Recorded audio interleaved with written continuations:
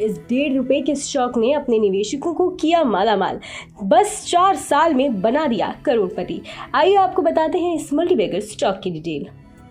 मजबूत market sentiment में 13 जून को दिग्गज NBFC, autumn investment and infrastructure के शेयरों में मामूली तेजी रही। हालांकि निवेशकों के लिए 4 साल में ये शानदार निवेश साबित हुआ है और महज 48,000 रुपए के निवेश पर इसने अपने निवेशकों को करोड़पति बना दिया है।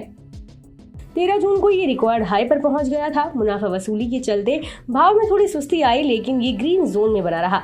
₹1.5 का ये शेयर 4 साल में उछलकर अब 325 रुपए में है। 13 जून को ये BSE पर 0.12% उछलकर 325 रुपए पर बंद हुआ है। ऑटम के शेयर 18 मार्च 2019 को महज 1.55 रुपए में मिल रहे थे। अब ये 325 रुपए पर है, यानी महज 4 साल में निवेशकों की पूंजी 20,868% बढ़ गई है और महज 48,000 रुपए के निवेश पर ही इसने अपने निवेशकों को करोड़पति बना दिया है। ऑटम के शेयरों ने न सिर्फ लॉन्ग टर्म में बल्कि कम टाइम फ्रेम में भी अच्छा रिटर्न दिया है। पिछले साल 22 जून को ये एक साल के निचले स्तर 134 रुपए पर था। इसके बाद एक साल से भी कम समय में ये 147% उछलकर 13 जून 2023 को 331 रुपए की रिकॉर्ड ऊंचाई पर पहुंच गया। ऑटम सिक्योरिटीज NBFC है। ये शेयरों और सिक्योरिटीज में निवेश के कारोबार में है। कंपनी की साइट पर मौजूद डिटेल्स के मुताबिक इसका कारोबार 1982 में शुरू हुआ था। इसने डेट रेजोल्यूशन प्लान के तहत रिलायंस कमर्शियल फाइनेंस का अधिग्रहण कर लिया था और अब ये पूरी तरह से ऑटम में पूर्ण मालिकाना हक वाली सब्सिडियरी है। कंपनी की फाइनेंशियल कंडीशन की बात करें तो मार्च तिमाही इसके लिए बुरी रही। दिसंबर 2022 तिमाही में कंपनी को 63.29 करोड़ रुपए का शुद्ध मुनाफा हुआ था, लेकिन अगली ही तिमाही यानी जनवरी से मार्च 2023 में इसे 134.28 करोड़ रुपए का शुद्ध घाटा हुआ। मार्च 2022 तिमाही में इसे 103.77 करोड़ रुपए का शुद्ध मुनाफा हुआ था। कंपनी में प्रमोटर्स की 71.74% और विदेशी निवेशकों की 7.01% हिस्सेदारी है। बता दें कि यहाँ मुहैया जानकारी सिर्फ सूचना हेतु दी जा रही है। मार्केट में निवेश बाजार जोखिमों के अधीन है।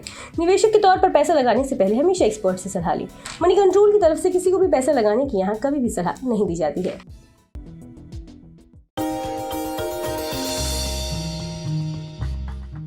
डू यू नो में आज हम बातचीत करने वाले हैं हर घर का चहेता ब्रिटानिया के बारे में। दरअसल ब्रिटानिया आपको आमतौर पे एक बिस्किट कंपनी लगती होगी, लेकिन ब्रिटानिया एक बिस्किट कंपनी ही नहीं है, बल्कि कन्फेक्शनरी कारोबार में एक काफ़ी बड़ी फूड जायंट के तौर पे आप इस कंपनी को देख सकते हैं। इस कंपनी की शुरुआत 130 साल पहले हुई थी और करीब 295 रुपए में उस समय पर इस कंपनी की शुरुआत की गई थी। सेंट्रल कोलकाता के एक छोटे से घर में इसकी शुरुआत हुई थी और वहां से धीरे धीरे एक्सपैंड करते करते आज इतना बड़ा स्केल आप ब्रिटानिया का देख रहे हैं। ब्रिटिश बिजनेसमैन ने एक स्मॉल हाउस में इस कंपनी की शुरुआत की थी, जिसको धीरे से या फिर बाद में विद टाइम एक्वायर किया गया था गुप्ता ब्रदर्स की तरफ से और इस कंपनी का नाम बन गया था VS ब्रदर्स। लेकिन विद टाइम इस कंपनी में मल्टीपल चेंजेस हुए ओनरशिप को लेकर, जिसके बाद और फेरबदल हुआ और एक ऐसा भी समय आया 1979 में जबकि नेबिस्को ब्रांड, जो ओरियो के एक संस्थापक के तौर पे जानते हैं, जिनको आप ओरियो बिस्किट को अगर आप जानते हैं तो वो नेबिस्को की ब्रांड रहे हैं, उन्होंने इस कंपनी को एक्वायर कर लिया था। एक मेजर स्टेक करीब 27-28% के आसपास स्टेक वो इस कंपनी के अंदर ओन करते थे। लेकिन जो एग्जिस्टिंग प्रमोटर है वाडिया ग्रुप ने, उन्होंने करीब 1990 में इस कंपनी को एक्वायर किया।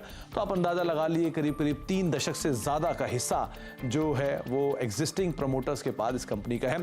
इसके अलावा एक और इंटरेस्टिंग फैक्ट ये भी है कि वर्ल्ड वॉर 2 जब हुआ था तो इस कंपनी को एक ऑफिशियल पार्टनर के तौर पर चुना गया था। जो कंपनी जो सैनिक थे उनको फूड बिस्किट्स प्रोवाइड कराती थी, जो कि उनके आगे के लिए कामकाज करते थे। तो एक बड़ा इंटरेस्टिंग फैक्ट ये भी है कि आर्मी को भी ये कंपनी सप्लाई करती थी वर्ल्ड वॉर 2 के अंदर।